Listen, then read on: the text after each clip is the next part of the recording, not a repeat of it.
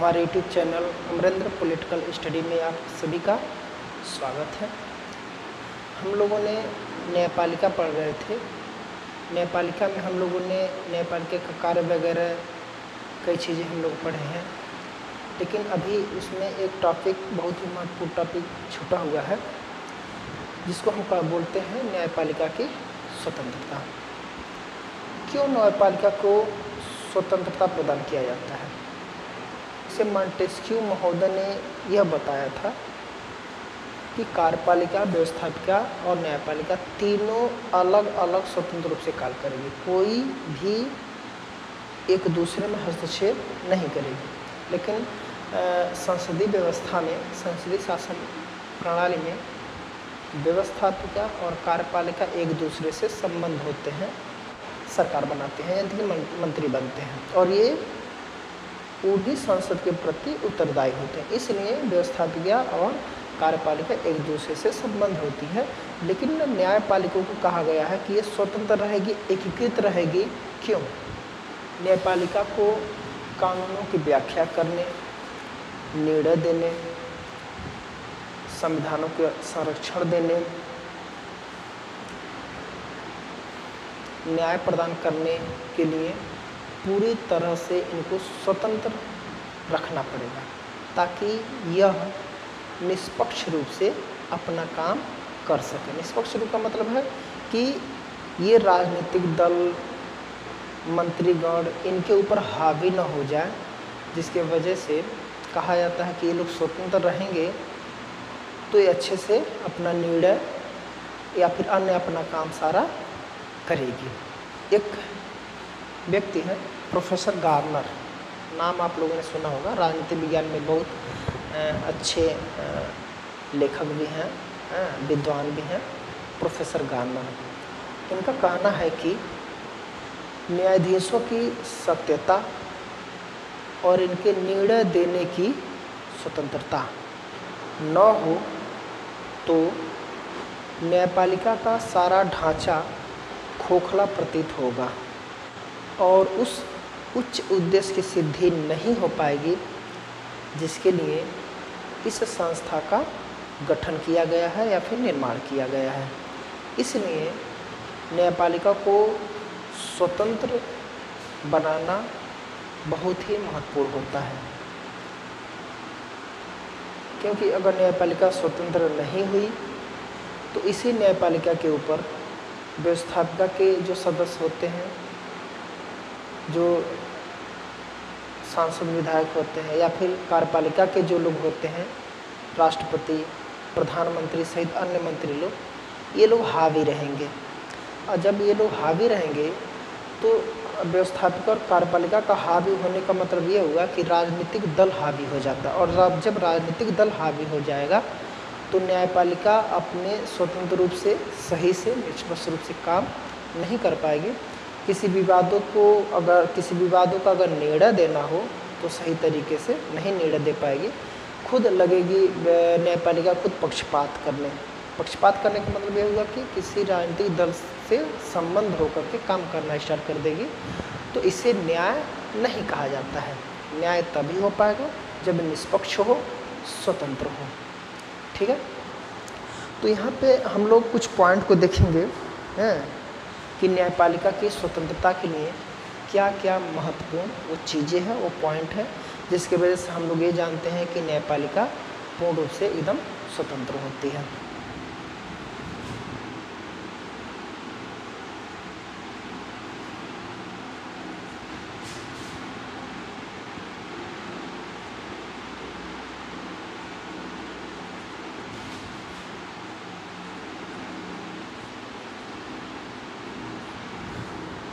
लोकतंत्र की रक्षा हेतु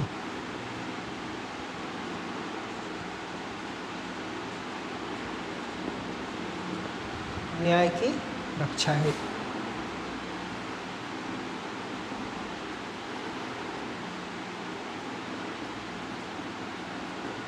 संविधान की रक्षा हेतु नागरिक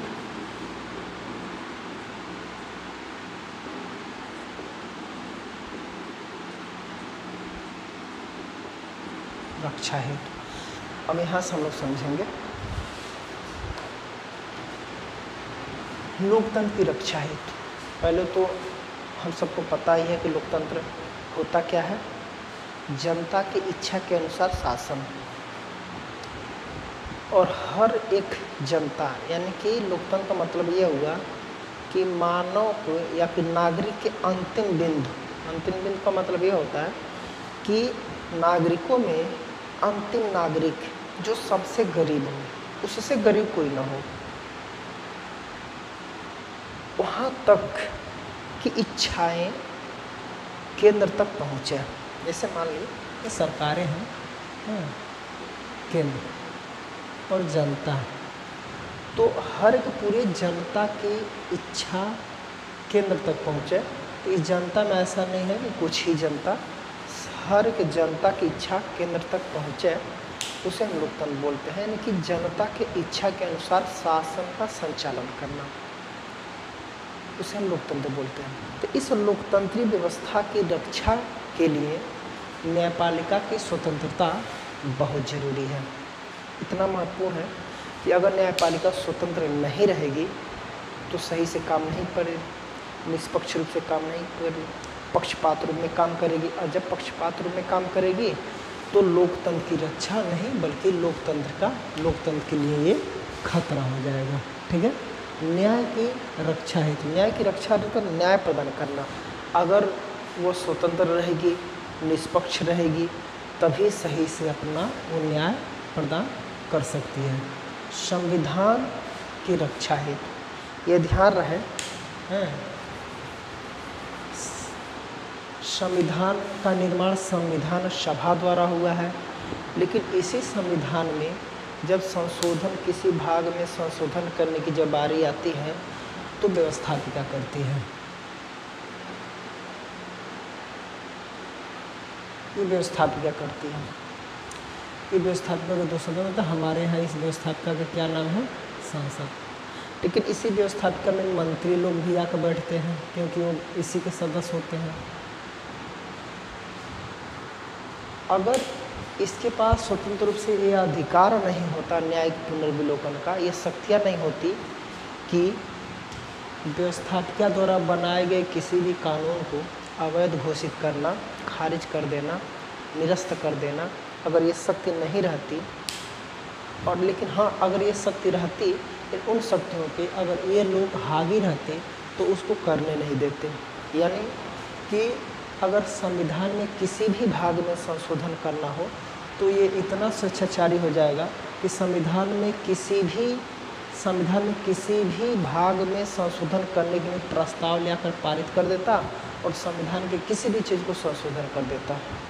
इसके लिए अगर ये मनमानी तरीके से लेकर के संविधान में संशोधन करते रहें, कुछ अनुच्छेद निकाल दें, कुछ नए अनुच्छेद जोड़ दें, तो अगर ये मनमानी कर ले तो इसका मतलब ये होगा कि संविधान पे खतरा आ जाएगा, पूरी संविधान का ढांचा ही बदल दिया जाएगा। इसलिए न्यायपालिका कहता है कि नहीं, आप संशोधन करेंगे, किसी भी भाग में संशोधन कर सकते हैं, लेकिन अगर आपका कोई भी संशोधन संविधान के मूल ढांचे के खतरा करता है, यानी कि मूल ढांचे में कहीं भी खतरा करता तो हम आपको संशोधन करने नहीं देंगे। अर्थात इसका मतलब ये हुआ कि संसद संविधान के किसी भाग में संशोधन कर सकती है लेकिन मूल ढांचे में संशोधन नहीं कर सकती है। कोई भी कानून बना सकती है लेकिन संविधान के अनुरूप ही बनाएगी। संसद किसी भी तरीके का कानून बना सकती है लेकिन वह कानून संविधान के अनुरूप हो, न कि संविधान का उल्लंघन करता हो, न तो इसका कोई भी कानून संविधान को खतरा पहुंचाता हो। अगर ऐसा रहेगा तो न्यायपालिका एकदम स्वतंत्र है कुछ भी करने के लिए, मतलब इनके बनाए गए कानूनों को ख़त्म करने के लिए, खारिज करने के लिए, निरस्त करने के लिए स्वतंत्र है। नागरिक के अधिकारों की रक्षा है। हर एक नागरिक के अधिकार होते हैं, जैसे भारत में भी 12 से लेकर के 35 तक मूल अधिकार दिए गए हैं। इसके बीच में 6 तरह के मूल अधिकार हैं। इन नागरिकों के अधिकारों की गारंटी यानी कि रक्षा हेतु अनुच्छेद 32 में यह कहा गया है कि अगर किसी भी नागरिक के मूल अधिकार का हनन होता है, चाहे समानता से संबंधित, स्वतंत्रता से संबंधित, धर्म की आस्था भावना से संबंधित, शिक्षण प्रशिक्षण से संबंधित, किसी भी तरीके से घूमने फिरने, आज़ादी बोलने उलने से, छुआछूत या किसी भी तरीके से अगर मूल अधिकार का हनन हो रहा, कोई हमारा मूल अधिकार अगर कोई छीन रहा हो, तो हम अनुच्छेद आर्टिकल 32 के तहत सर्वोच्च न्यायालय में अपील दर्ज कर सकते हैं। और इस तरह से सर्वोच्च न्यायालय क्या करता है, 5 प्रकार का रिट जारी करता है। ये भी बताया नहीं है पिछले में, रिट जारी करके हमारे हर एक अधिकारों की रक्षा प्रदान करता है। ठीक है।